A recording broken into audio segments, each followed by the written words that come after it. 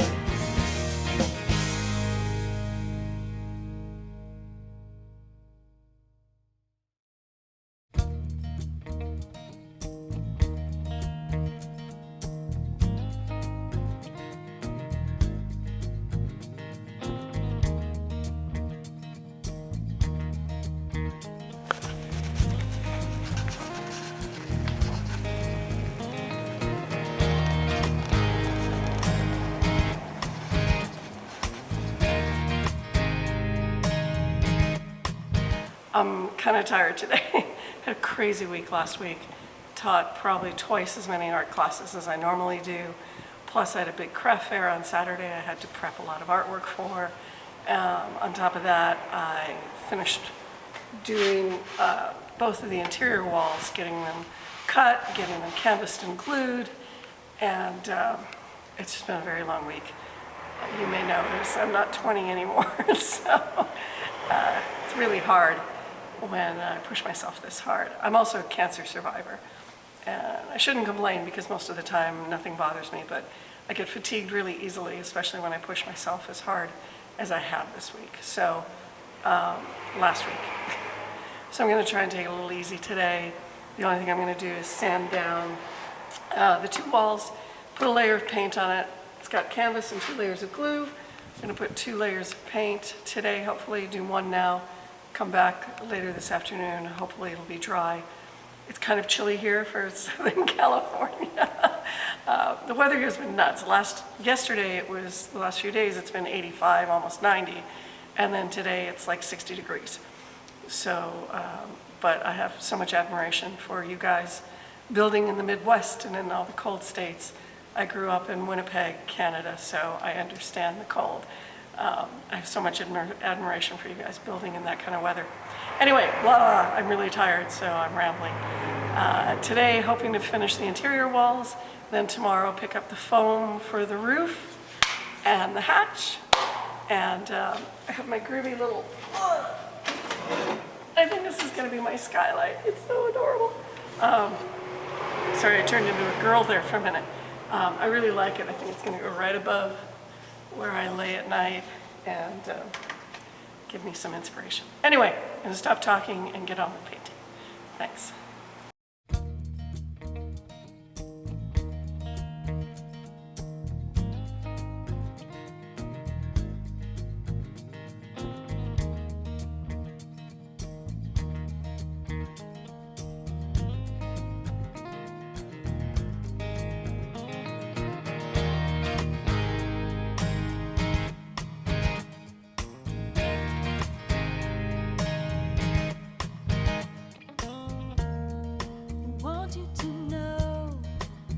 You to know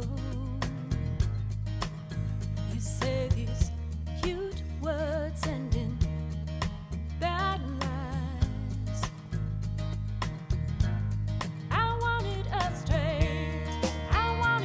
straight answer. I just needed a straight